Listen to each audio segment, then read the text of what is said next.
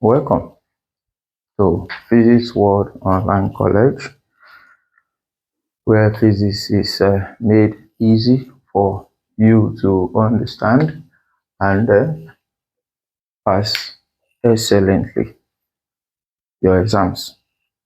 In our class for today, we shall look at arranging capacitors in parallel.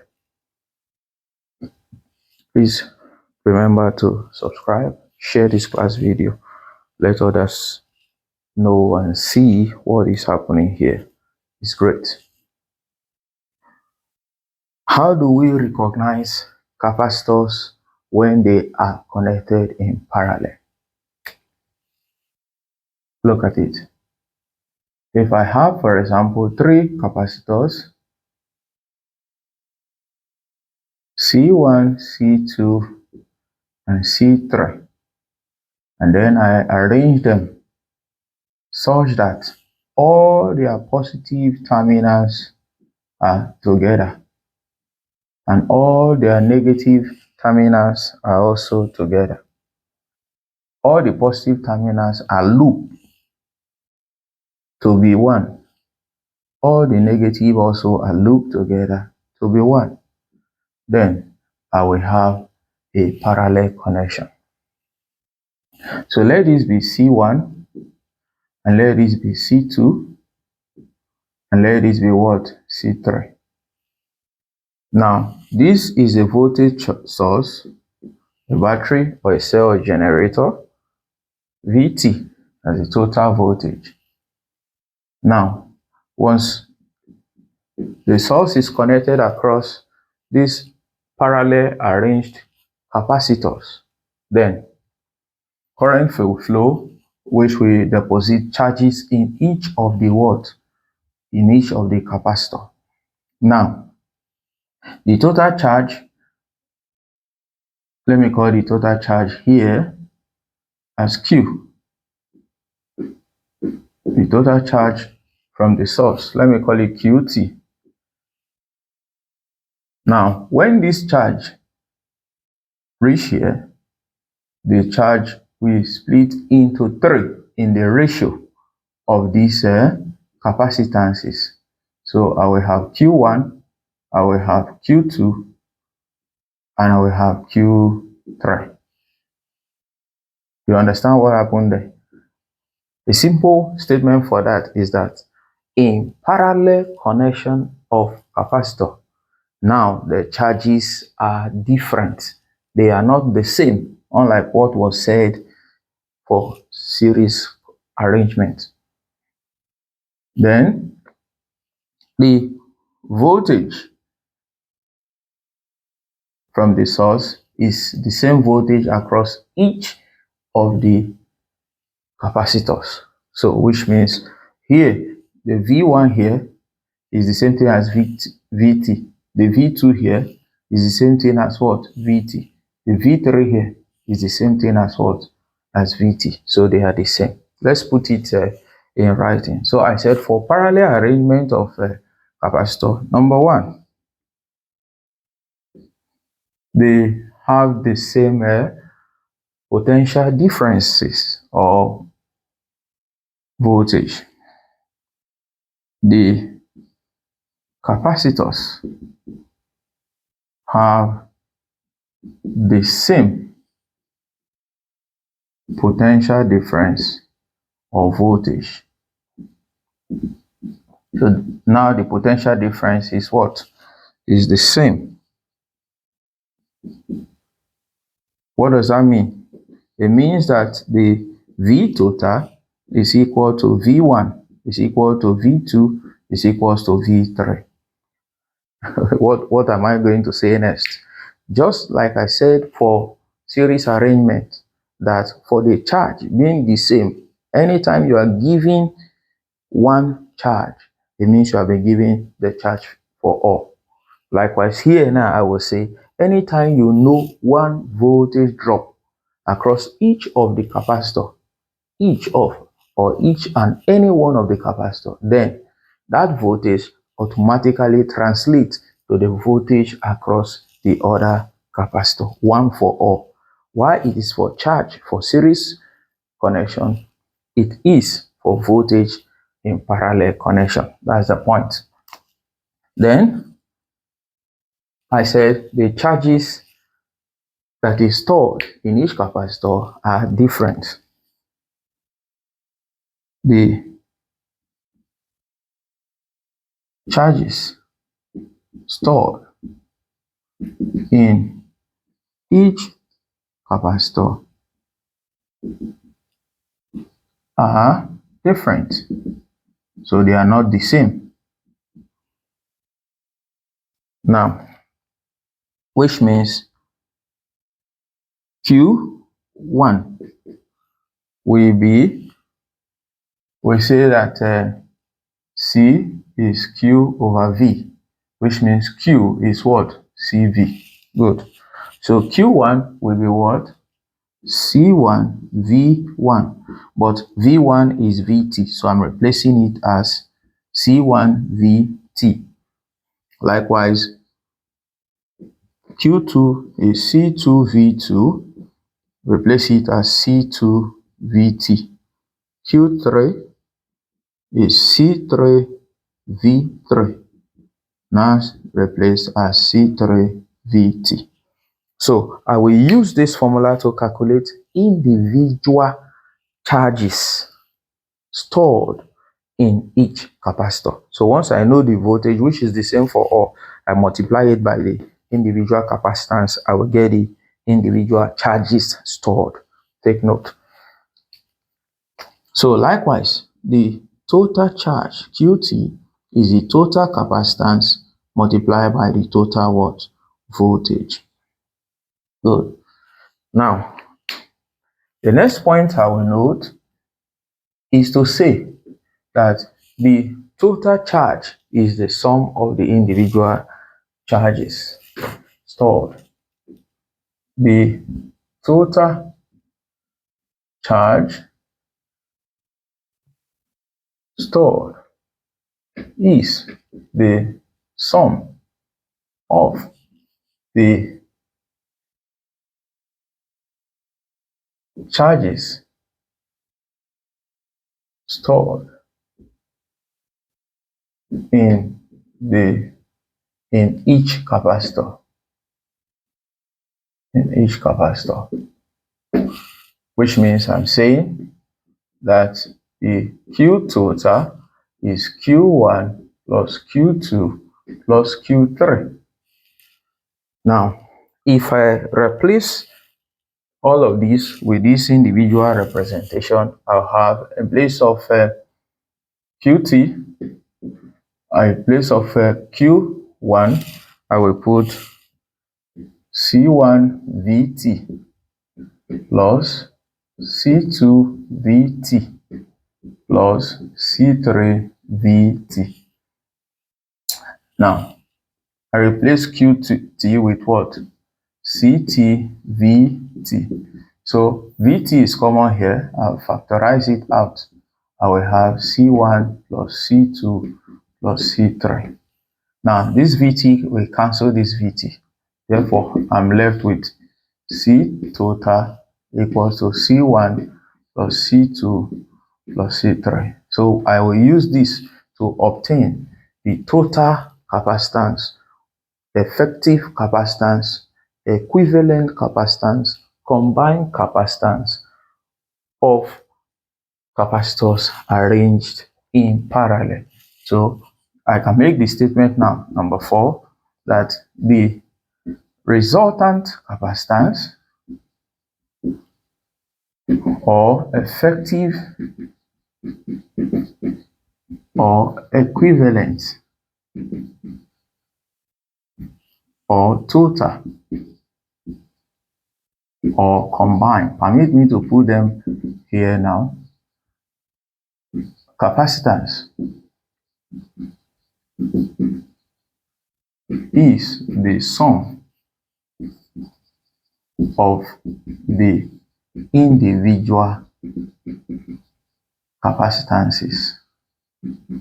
So anytime you are told that you have capacitors arranged in parallel, please you add the individual capacitances to get the total or the resultant capacitance. That is the point we have established here.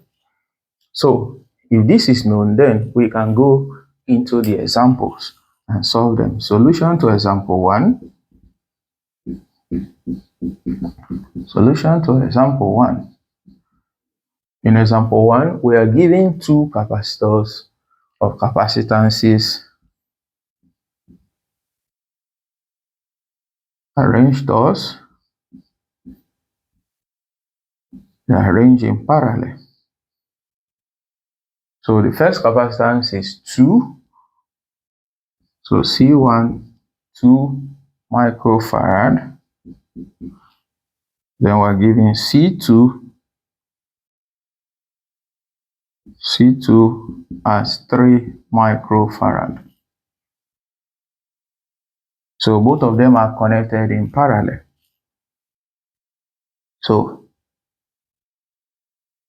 they say, what is the total or effective? What is the total or effective capacitance? Now, once they are connected in what? In parallel, we say you will add to get the total capacitance. So I say option A, total or effective capacitance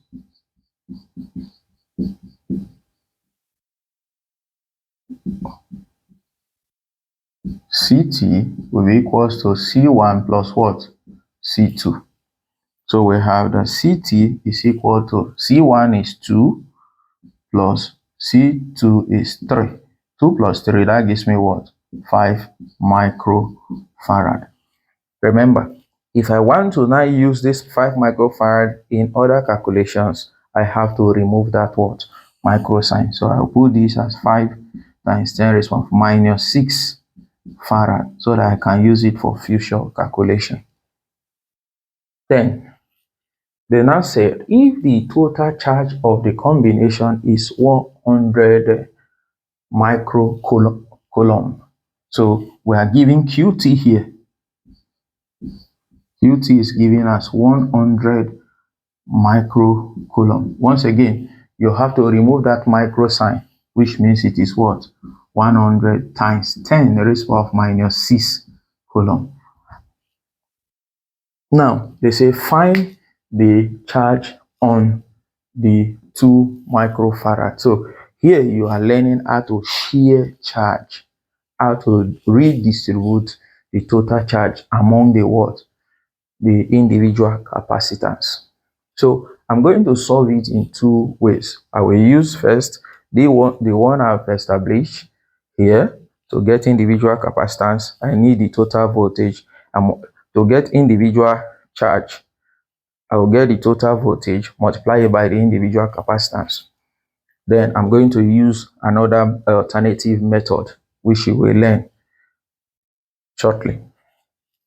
Let's take the first one. So here, for me to get the charge stored by this capacitance, I need to know the total voltage. So which means you must first calculate the total voltage. Once I get the total voltage, it is the same voltage that we drop across what? C2 and C1, because for parallel connection, the voltage is what? Is the same, like we said, 1 for all. So if I get the total voltage, is the same voltage for every other capacitor. So I will first, that's option B, I first determine the total voltage, which is VT. So how do I get it? Very simple. Since total charge is total capacitance times then the total voltage, I will make it the subject of formula. So I say from QT is equal to CT times VT. I will make VT the subject of formula, which means VT is equals to the total charge divided by the total capacitance. I substitute total charge 100 times 10 raised to the power of minus 6 divided by total capacitance, which I obtained here, 5 times 10 raised to the power of what? Minus 6. This cancel this. The 500 divided by 5, that gives me what? 20 volts as the total voltage, which means VT here is what? 20, which means V1 here is also what? 20. V2 here is also what? 20. So the voltage here is 20. V2 is 20 volts. V1 is 20 volts. Because here now VT is now what? 20 volts. Good. So with that volt known, I can get the charge stored in the first capacitor that I'm asked. So therefore, the charge stored by the 2 microfarad capacitor is the charge stored by the 2 microfarad capacitor. Let's call it Q1 is equals to C1 times the total voltage. So that gives me what? My C1 is 2. Once again, I have to remove that what? Micro sign times 10 raised to the power of minus 6. Then multiply by the voltage I've got, 20. So this gives me what? 40 times 10 raised to the power of minus 6 unit of charge coulomb. So if I want to replace the 10 raised to the power of minus 6, I can also do that and put micro coulomb. So because, okay, I think that's the final answer in this method. So I can put 40 micro coulomb. Of course, we could have been asked to find the charge stored in C2 as a 3 microfarad capacitor. We were not asked. All you just need to do, like I've said, multiply this voltage with this value of the capacitance. It gives you 60. Or since we have determined this one as 40 and the total charge is 100, you subtract. You would also get 60. Okay. So I said, let me show you alternative method of sharing charge among capacitors that are in parallel. So I say alternatively, let me call it the charge divider rule. So alternatively, using the charge divider rule here. When you want to share two charges, the total charge is known. This one is Q1, which is what we're looking for. This one is Q2. I'm asked to find what? Q1. Once that total charge is known, I can get Q1 directly using the total charge. So in this case, since I know the total charge, I do not need to go look for the total voltage. So I could have shared directly that total charge. Okay, let me put it this way so that you see what I'm saying. So if I have this capacitor here, I have this capacitor. By the way, to use this charge divider rule, please, it has to be two capacitors in parallel for the sake. Otherwise, if there are 3 or 4, you will go through that ratio part I have done, which is the first one. Hence, I did it to balance it up. So this charge divider rule, please, will work for what? It works for 2 capacitors in parallel, correct? So this is a 2 microfarad. This is 3 microfarad. I'm looking for Q1 and maybe Q2. I'm not asked for that, so I will just do for Q1. You apply the same method for Q2. So to get Q1, that is the charge on the charge stored by 2 microfarad. let me call it Q1. Here it will be C1 divided by the sum of the two capacitances, C1 plus C2. Then I multiply by the total charge I'm trying to check. This total charge, which is what? 100 microcoulomb. So this is the formula you will use to share the charge. So C1 is what? 2. 2 plus 3 times what? 100. Of course, times 10 raised to the power of minus 6. This gives you Q1 is equals to 2 divided by 5 times 10 raised to the power of 100 raised to the power of minus 6. So if you do this, 5 divided by 100 is 20. 20 times 2 is 40. That gives you what? Q1 is equals to 40 times 10 raised to the power of minus 6 coulomb. You see that it's the same thing. So you can learn it because I've seen in a past question where they just give you this. They give you the total charge and the charge. Say find the charges in the individual. So in this case, you don't need to first go and look for the total voltage since you won't need it. You just share directly using this. Now, there's a point I want to make here about series and parallel connection of capacitor. If you flip back, you will remember that for resistors in series and resistors in parallel, it is actually the reverse of what we have done here. What am I saying? For capacitors connected in series, they are in the same vein, similar to resistors connected in what? Parallel. Whereas capacitors connected in parallel are similar to resistors connected in what? In series. You have to take note. So we say the capacitor behave directly opposite to the resistor, vice versa. Good. Then we have an example here where you have series and parallel connection together. What do you have to do? Let me just run through that one swiftly. If you have series and parallel connection to do, which one should you solve first? That is the issue I want to address. So solution to example 2.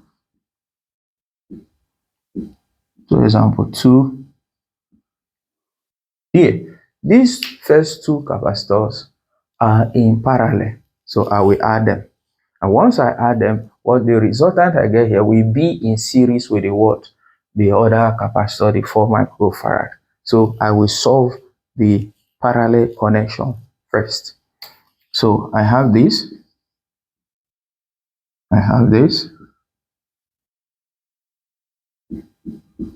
So this is 2 microfarad. This is 3. This is 2. And this is 4. Terminal A and B. So to find the combined capacitor, combined capacitance, I said solve the parallel connection first. Solve the parallel connection first. That is the first thing to do. So which means 3 plus what? So that C para is C1 plus C2, giving me what? 3 plus 2, which is 5 microfarad. Now, that parallel capacitance will now be in series with the 4 microfarad capacitor. So the circuit reduces to,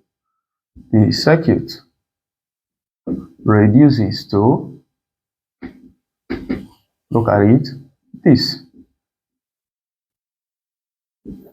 So where this one now is a parallel connection, and this is your C3.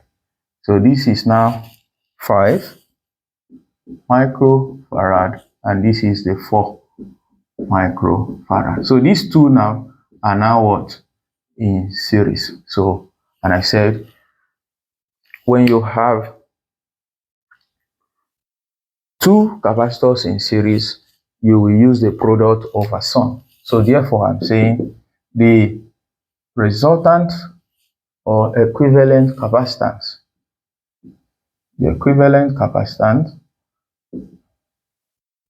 which I can call CT now,